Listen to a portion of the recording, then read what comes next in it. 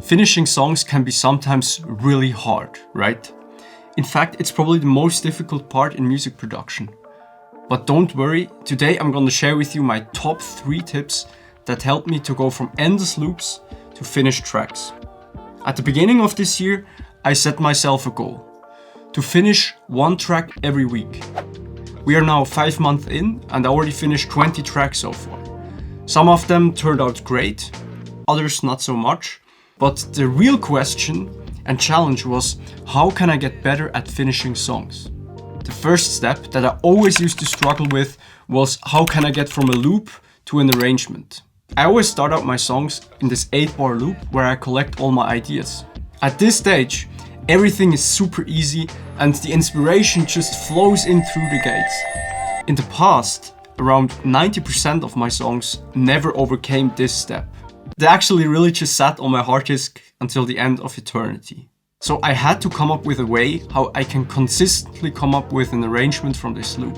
One technique that I developed was creating different loops that will then later form the song. So I started to create a loop for the main part, one for the break, and sometimes even one for the B section that only comes later in the song.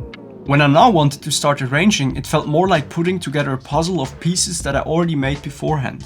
Another idea that I often use is to extend this 8-bar loop into a 16-bar loop and make slight adjustments in the second half. So this whole 16-bar loop is now already twice as long and in some cases even forms a whole section of your song. I also use this technique quite a lot when I come up with chord progressions, and I already mentioned this technique in this video right here. One small side note for Ableton users. I always used to start my song in the session view with these clips. But then I figured out that if I started my song directly in the arrangement view, the hurdle to start arranging was just much smaller.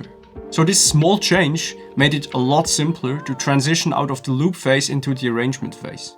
The second out of 3 strategies that I want to share with you has actually directly to do with the challenge that I'm doing. And that is the importance of deadlines.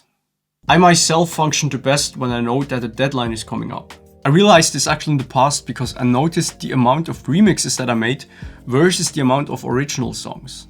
I think I almost released twice as many remixes compared to originals. Maybe this has also to do with the fact that I really like remixing, but I think another reason is that with remixes, the deadline is mostly given by the label or the artist that made the remix request. So the deadline is already there. With my original songs, I never had deadlines in the past. But then I realized that I can also give myself my own deadlines. As an artist, I more and more think that it is absolutely necessary to surround myself with systems that help me to get my shit done. Now, some might argue that with these deadlines and this pressure, the quality of the song might suffer, right? In some cases, this might be true, and I think it sometimes helps to give a song a second revision later on. But I think the return I receive, the boost of confidence and the amount of learnings that I take out of finishing songs is just much higher.